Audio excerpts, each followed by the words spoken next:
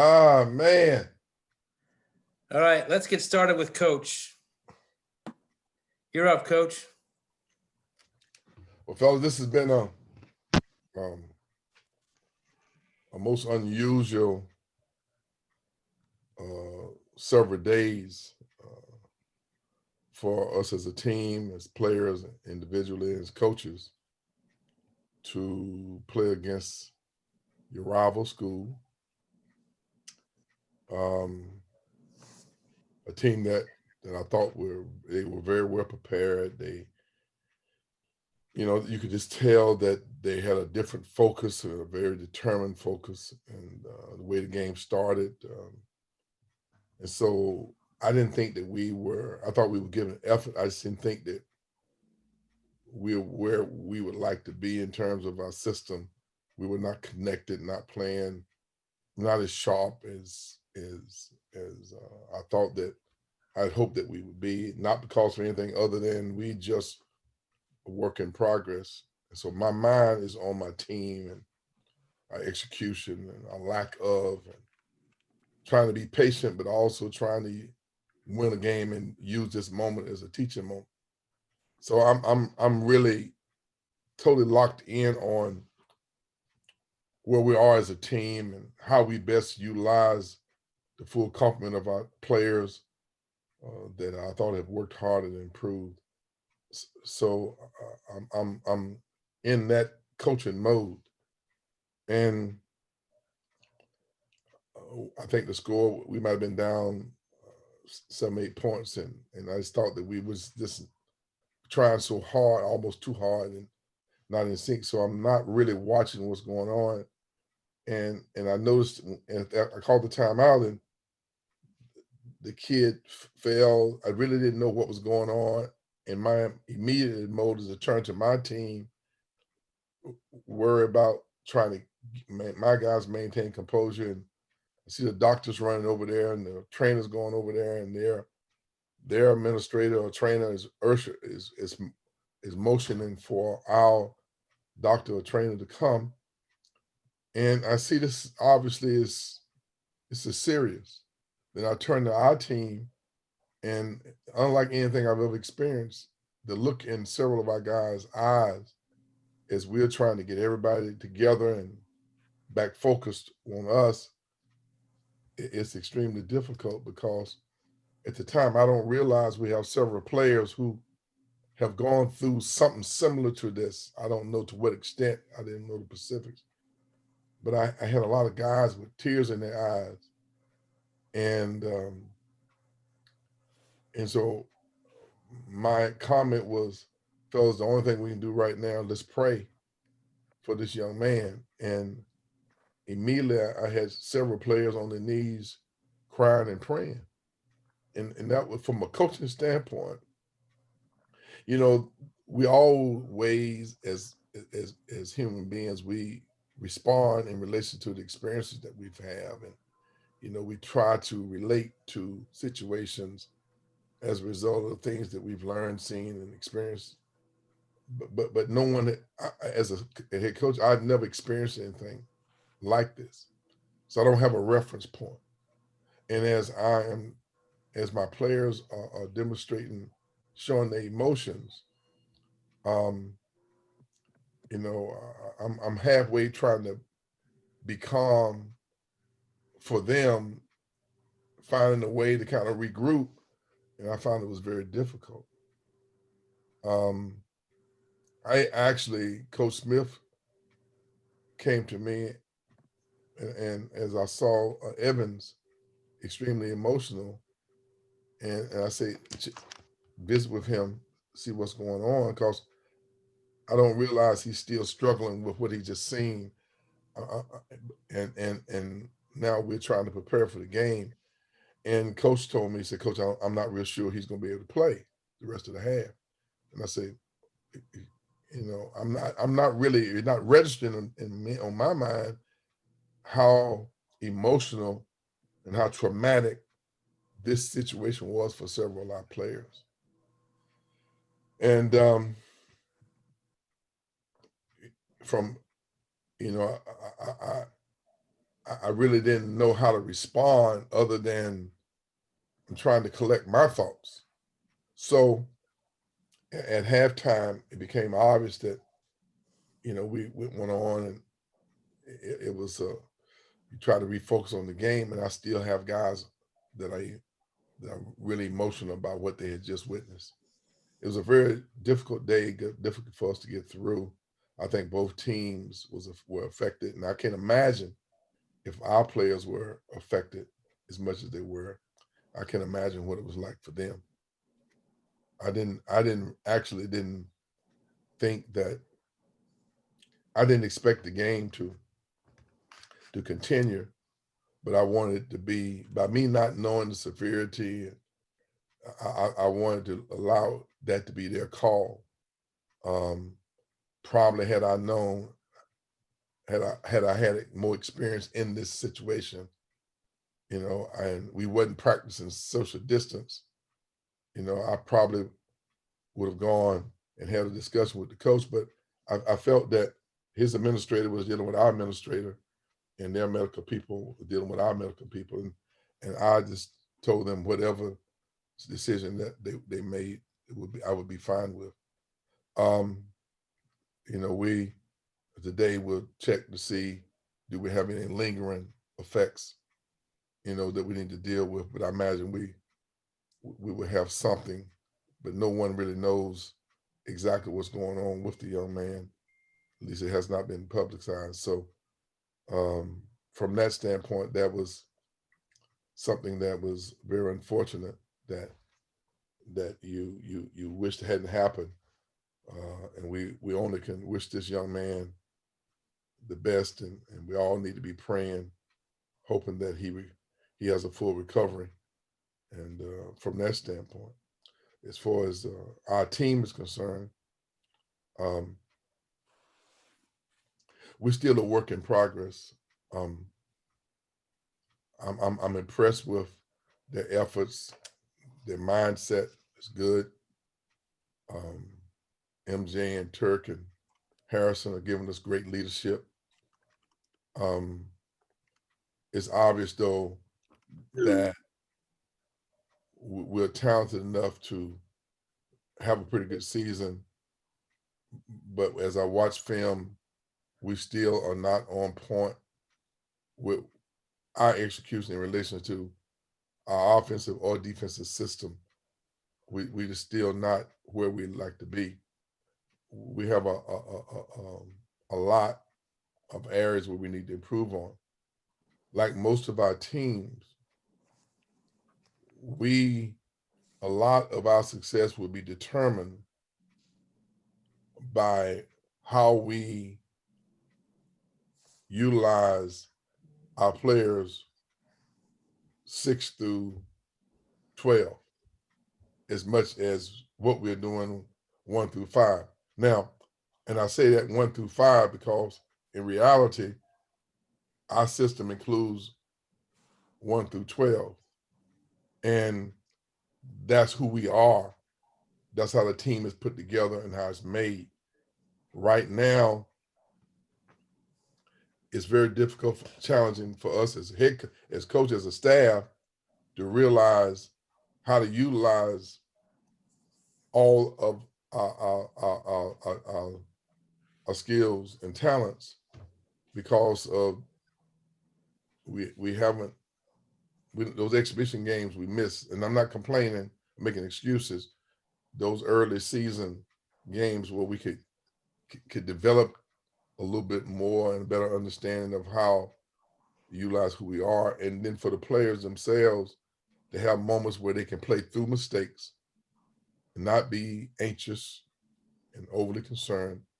Right now, mistakes at the level that we're playing at, and the talent, the skills, the competition we're playing at, mistakes could be costly. So we are not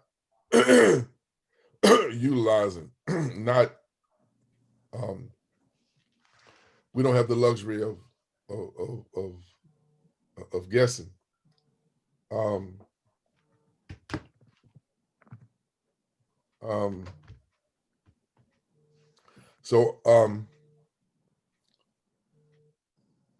specifically, I really like the progress that Nate Jack has made. I like the progress that Sadar Calhoun's making, and I think Raquan Evans is just an outstanding basketball player.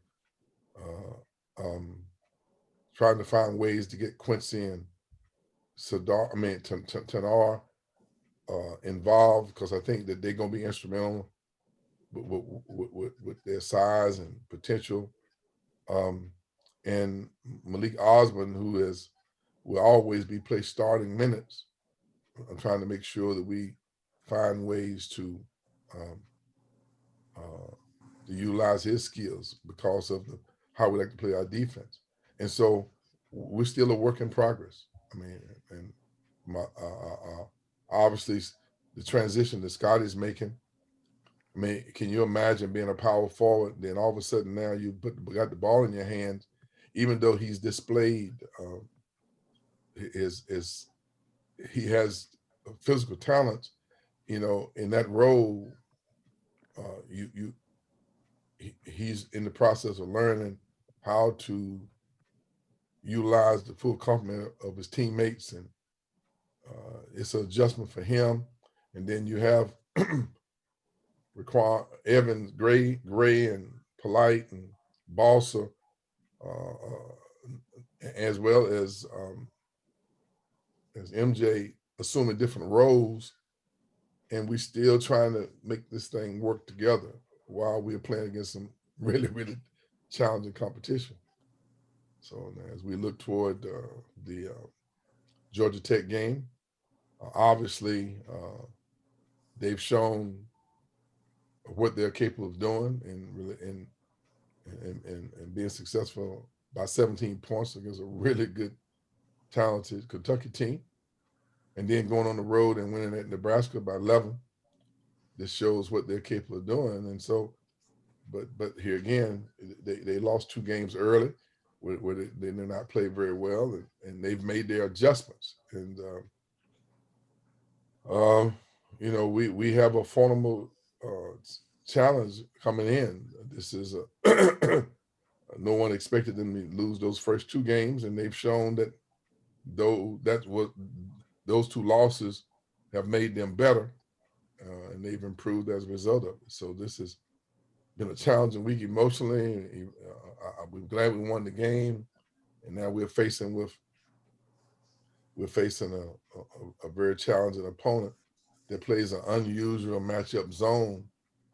That when you go back and look at how they stymied people last year during the regular season race, that they were able to really, really have some outstanding games. And when we go back and watch the films of last year's game against them here, you realize that it was a nip and tuck game to probably the last 7 or 8 minutes in that game, and the score was not an indication of how challenging that game was for us. So they have our attention.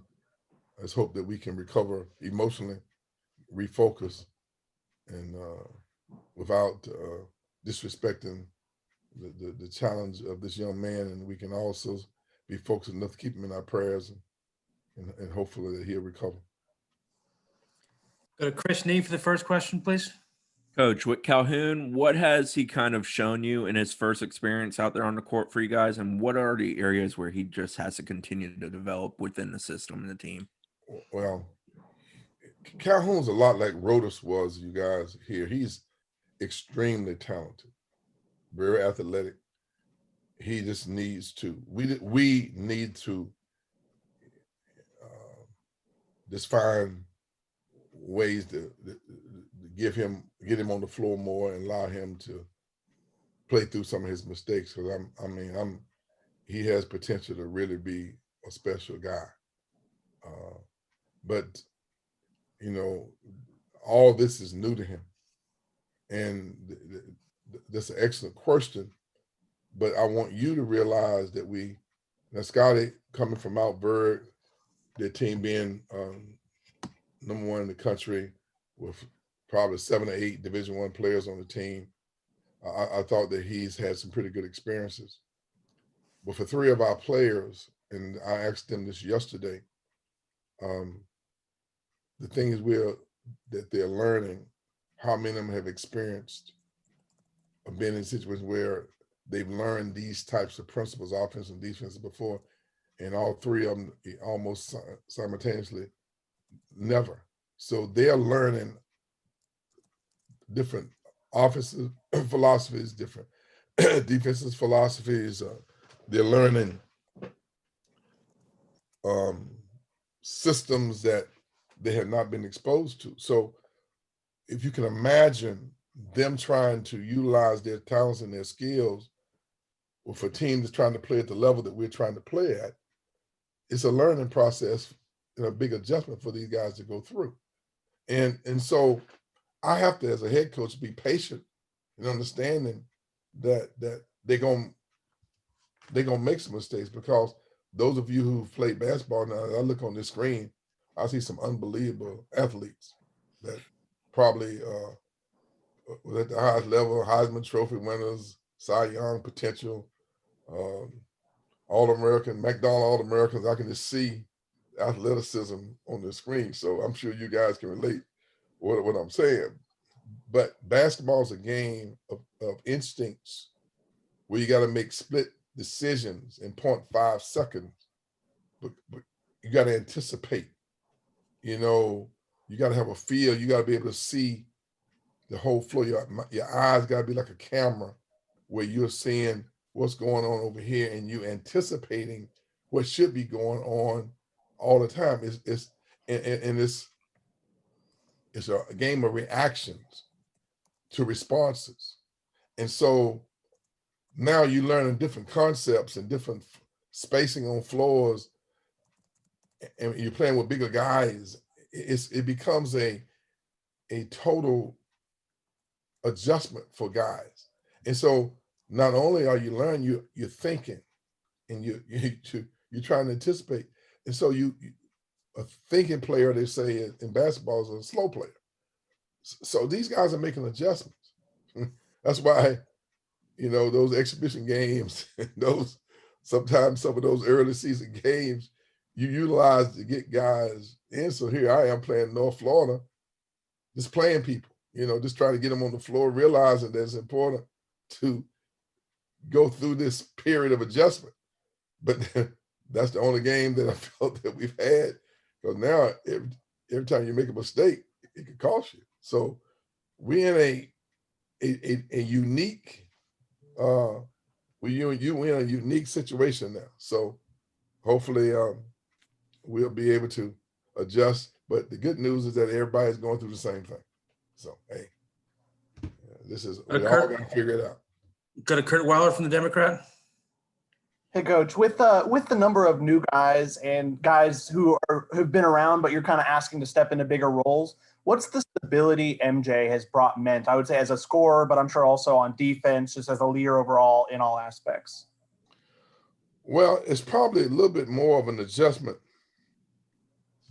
for MJ, as much of an adjustment for MJ as everyone else, because, you know, MJ is a very competitive, aggressive, confident guy, but he's never really been a outwardly verbal guy. You know, he leads by example. So now he's found himself in a position where he is had to be more verbal in terms of his communication, and also, you know, lead by example. So it's an adjustment for him to be in that situation. I mean, I always say he's more what you call an attack dog. You know, he's a junkyard dog. He competitive, and he has that ability to rise up mentally when the game's on the line.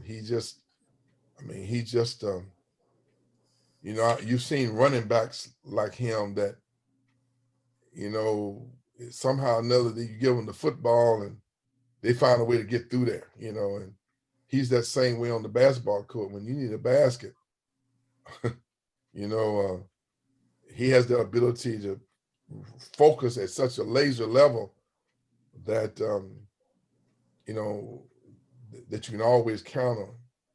And just like in the Notre Dame game last year, and then we had another game at home, I think it might have been against Syracuse, where he injured and went in the locker room. We didn't know he was going to be able to play it. He came back, and that's when the other night against Indiana, we had that timeout. You know, he knocked that three down that we had to have. I mean, so this is a learning period for all of us, and including him. You know, I mean, he has the experience, but you know, he is who he is. His contribution has always been consistent. So we have to be careful not to put him, you know, he's comfortable being who he is, but you know, we like what he's doing. We like what he has done, and we know we can depend on him. So that means that all his teammates need to share some of that leadership responsibility. And I think that's a bill collector. Yeah, somebody want money. Kirk, can you let me hold something? I know you can.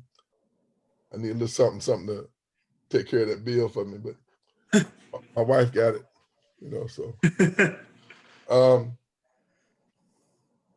but MJ is a guy who has been a staple in our program since he's a freshman, and I think his competitive spirit just is as high as anyone I've ever been around.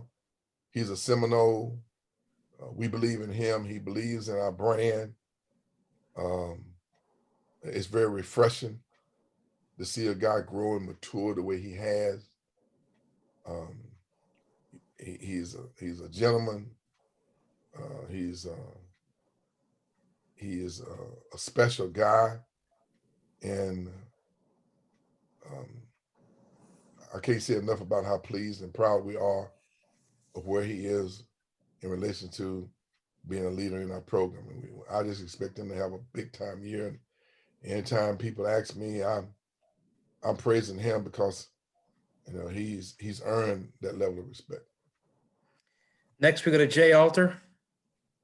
Hey, Coach, good morning. This is Jay Alter. I'll be calling the game tomorrow for ACC Network. I enjoyed reading Antwan's article about you saying the cake is still being in the oven. I'm going to stay with that theme. You've got a great track record of winning in the ACC. What are the ingredients that make up having a successful team in this league? Well, from our perspective, we feel that we in a league that's the #1 basketball league ever assembled in the history of college basketball. You have the elite of the elite, and the numbers bear that out. Carolina being the 3rd winningest program in the history of college basketball. And this been playing basketball a long, long time. I mean, you guys know the numbers. Like Kirk, he can rattle it off right off. You know, he's like a computer. Don't embarrass us, you know, but look it up real quick. Anyway, Duke being the 4th winningest program, Syracuse being the 5th, Notre Dame's being the 9th, Louisville's 19, North Carolina State's 25. Pittsburgh, I think, is in the top 50, maybe 47, 48. And Virginia and Wake Forest and Georgia Tech, all those teams been to the Final Four. You know, they've been right there. And everybody else has been the Elite 8 and Sweet 16. Hall of Fame type coaches everywhere. Great knowledgeable basketball fans. And when you relate, how does that relate to Florida State? We were in the Dixie League. We're independent. We're in the Metro. While everybody else was in the ACC or the Big Ten, or the Big East. Notre Dame's Notre Dame. And so my point to you, that's not to degrade Florida State. What I'm saying is the successful, rich tradition that these guys have, I respect. So for me to want to come in and try to be, look, how do you take where we were or where we are and move to whatever level that we want to accomplish? I can't worry about where those guys are. I got to find a path that we can take where we can find our own way to compete at this level. So we were in the same situation at Miami, you know, not having basketball for 13 years, becoming independent, thrown into the Big East when probably we wasn't ready for that. So we've always developed this. How are we going to compete at this level? So we try to not worry about having all the greatest players. We want to have a philosophy of having good players who play great. And as we have improved, talented players have found us attractive to them and felt that how we play, they related to. And so we've improved in those areas as well.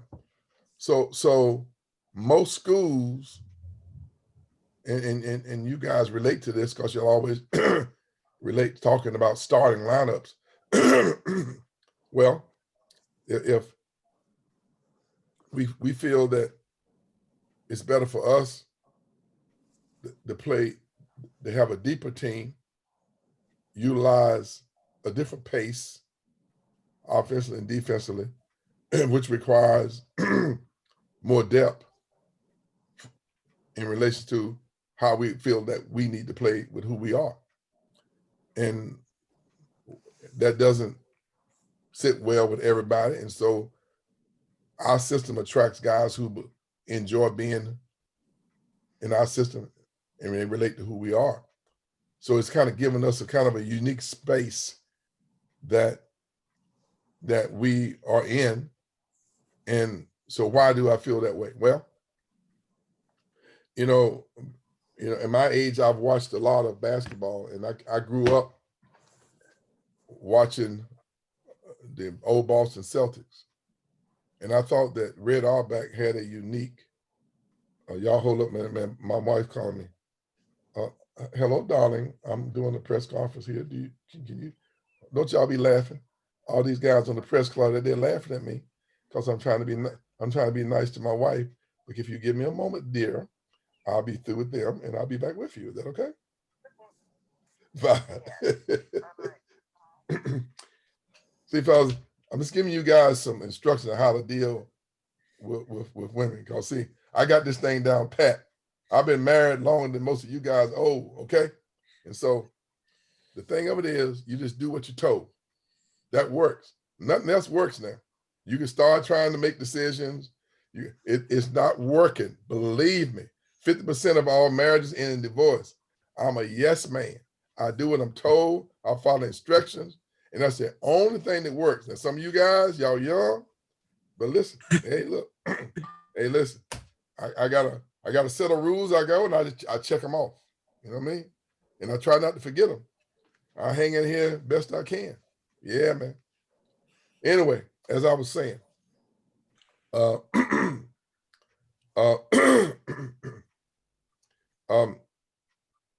so what we've done is just try to develop a system that we feel that works for us, not trying to be different, just trying to figure out how we can compete at the highest level.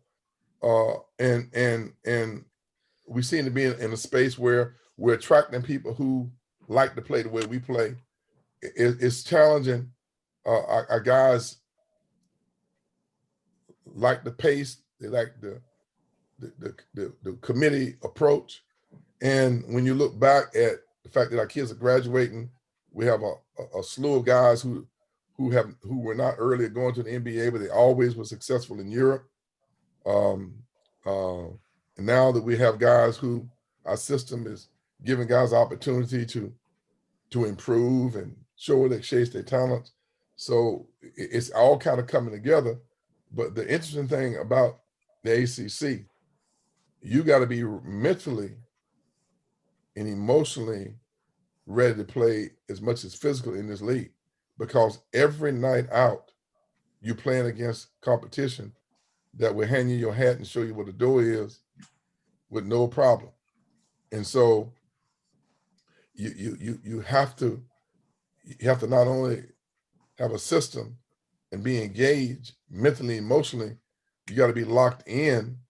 And in this day and time of fast food and instant gratification and the one and dones and the transfer rules, you have to have youngsters that buy into your system. And our guys believe in themselves, believe in our system. And I think that's kind of where we are, and it's been our philosophy. Next, we go to Lane Hurt. Coach, to kind of follow up on what you just said, how do games against teams like Indiana and Florida help prepare you for conference play? And how much do young guys need to truly experience it for themselves to start to understand, like you said, just the intensity night in and night out of ACC play? It's a learning experience, because most of the time, most players that play at our level, they're the best player on their high school teams or their junior college teams. So they get all the touches, they play extended minutes. And so when it's almost virtually impossible, and I know you guys probably can relate to this because I'm sure y'all are all great athletes. It's impossible to give maximum effort offensively and defensively for long periods of time on the court without getting fatigued. So when you're fatigued and the pace of the game is at such, then you got to look for a spot during the game to recover and rest and at least catch your breath. Well, we try not to have those periods on the court. And guys who are guys like Jay, who he probably got a whole lot of books that he's written about the philosophy of basketball and games, like most of the announcers. They will comment on how guys like playing 35 minutes. Well, it's virtually impossible to play 35 minutes in a game of basketball with maximum effort every possession. It's hard to do that. And guys be saying that we get guys to buy into something. Well, the first thing, the challenge to do is get guys to be at their very, very maximum effort for the whole time they're on the court. But that's what we have to do, because I don't know if ever going to be accused of having the most talent in the ACC. I'm not real sure we are ever going to have more talent than everybody else. So what we want to do is just play it, come as close as we can to playing up to our potential, mentally, emotionally, as well as physically. So when you have that, I have guys raising their hand, asking to come out of the game. I'm not just subbing liberally. We trying to play, and physically you need a blow so you can maintain your level of effort. And it's not really anything that's mysterious about that. That's what you are, human nature. But what I was saying earlier to Jay, before I got my wife interrupted my thought, is that Red Auerbach was a genius in how he utilized the full complement of his players. I mean, John Havlicek, Hall of Fame, 6-man. Zach Sanders, Nelson, all those guys, and they won 9 straight NBA titles. And everybody thought he was a genius. Well, I try to employ that same philosophy, and everybody's asking me, what am I doing? Like how you get Patrick Williams, the sixth man, he's the fourth pick in the draft. Well, John Havlicek in Hall of Fame. He was the sixth man. You know, that philosophy impressed me, and I felt that if I was going to compete in the ACC at the level, I had to find a way to not necessarily be like Red Auerbach, but I thought that that's a good way to compete. And as we have evolved, that's kind of the way it's worked itself out, and that works for us. And a lot of it's out of necessity.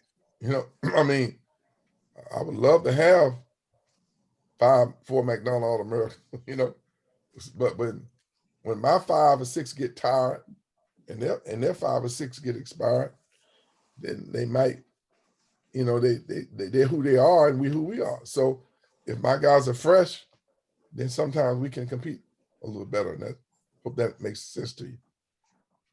Go to Antwan Staley. Yeah. Well, I know you, Coach, you hadn't been happy with some of the things on the court so far, but do you believe this stretch where you have 3 games in 7 days to kind of help alleviate some of those things? And what are you looking to see during the course of the time, the next week or so? Well, obviously, you normally get better with repetition and practice, and we are going to have to get better 3 games in 7 days playing against real tough competition. So most of what we're doing is going to have to be mental. And the interesting thing about where we are in this time, the 4 additional new players, along with, you might say Jack and a couple of guys who didn't play very much last year, those guys are important to the success of our program. So we still got a learning curve with guys at such a level that we have not experienced in the past. You know, we haven't had to have. Last year we had, if you notice, Patrick was a really only real inexperienced guy we had. You know, Dominic was a 5th-year guy. Evans had played junior college ball. Jack come from junior college. They had some experience. The year before that, we only had Devin was the only freshman we had on the team. So we could integrate them. And Patrick, obviously, talented enough to 4th pick in the draft. So that says a lot about the challenge we have this year with trying to get some guys more involved and get them ready. So we have some different challenges. Now, when we get ready to play against Georgia Tech, if you talk to most coaches in the league, they'll tell you they got their unique matchup zone. Well, these guys have not experienced that before. And so, you know, this is unique. So we have no choice but to find ways to get better in a very challenging environment, which hopefully will elevate our focus and intensity. But most of the time you need repetition over and over and over to develop those habits. And right now, it will, like yesterday, it was a strictly walkthrough. It was a strictly walkthrough how to attack their zone, their matchup zone, debriefing from the Florida game, film, study on the court. And we spent a long time.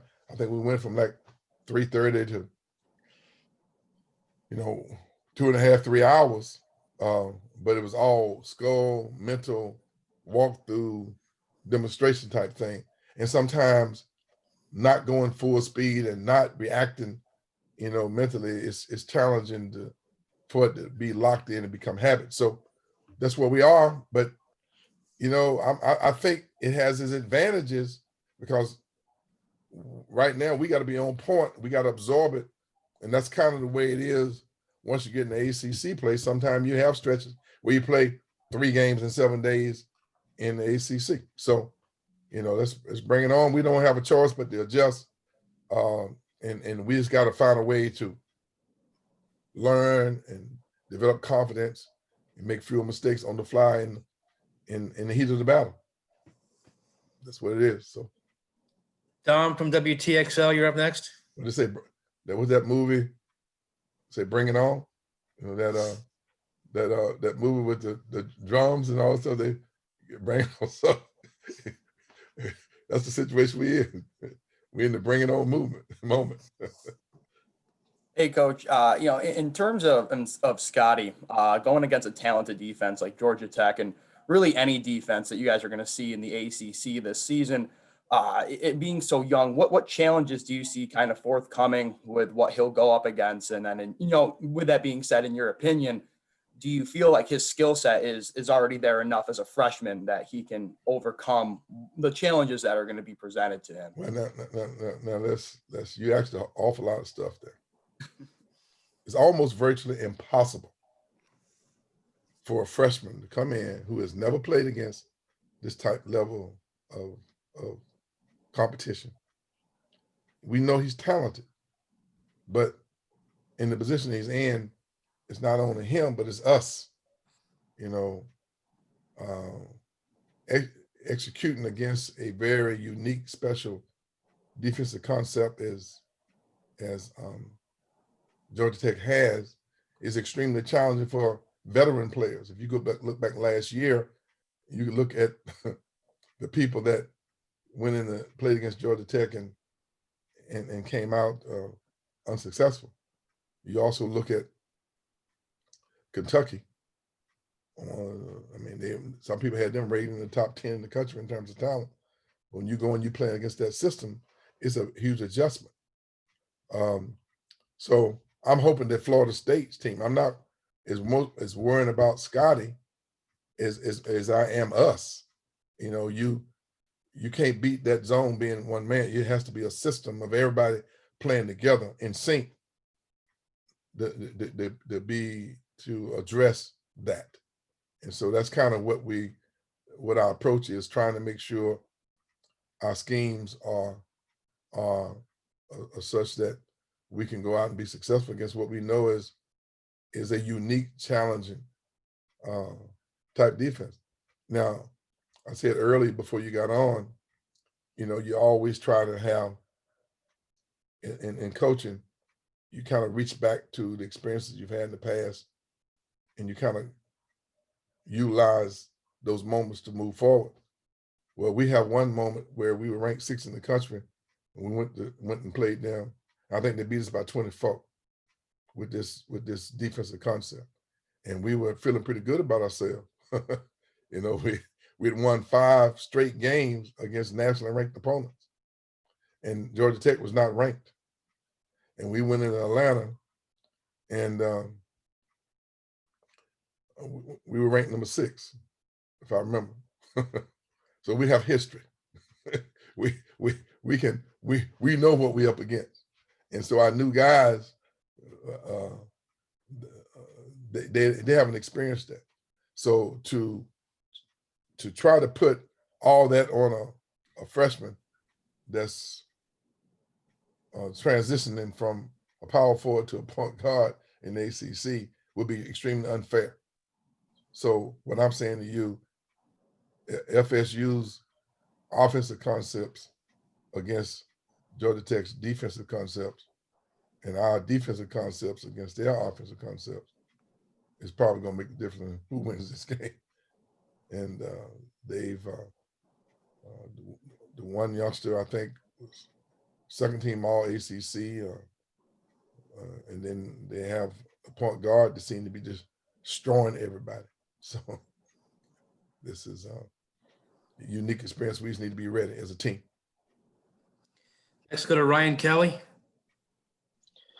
Hey, Coach. One of the big catalysts, it seemed like, when you guys were able to pull away from Florida was Anthony, and the fact that he was able to be so efficient beyond the arc. Just what have you really seen from his game so far in the 3 games you've played this season, and his progression throughout this early season?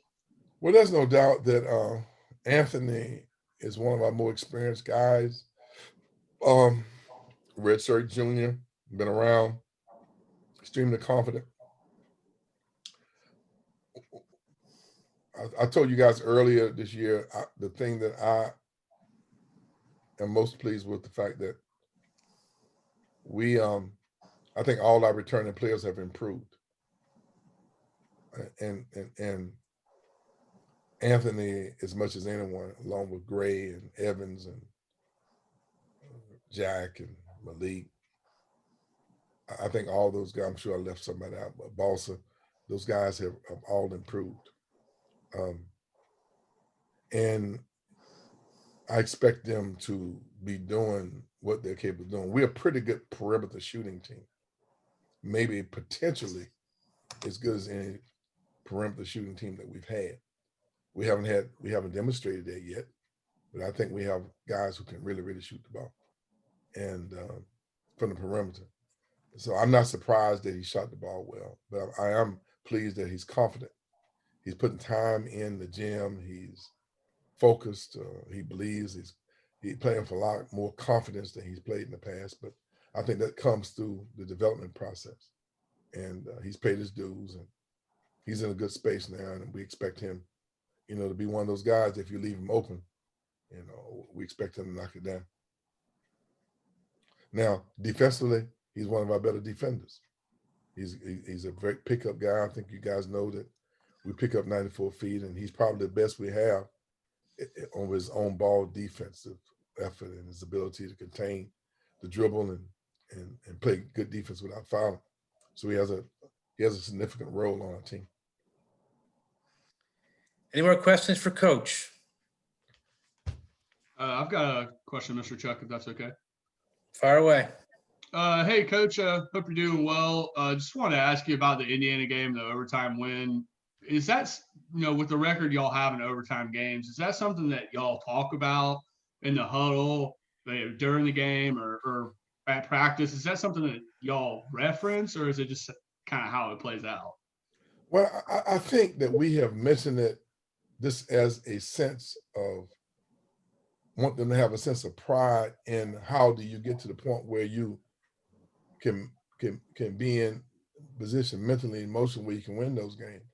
I do that to emphasize the importance of the last second shots, the out of bounds plays, the side out of bounds plays, the full court things that we do in practice to at least let them understand working on those things and being attentive to those things early on is one of the reasons why we're able to be successful in those types of moments. We use that as a reference. This is why we do what we do so that we can win these games. And this is the byproduct of situations that we work on. Coach Jones kind of heads that area up where he's very efficient of doing those things we've been doing for years and years and years and years, so that when we get in those moments, we have emotionally, we're pretty confident. Anybody have any more questions for Coach?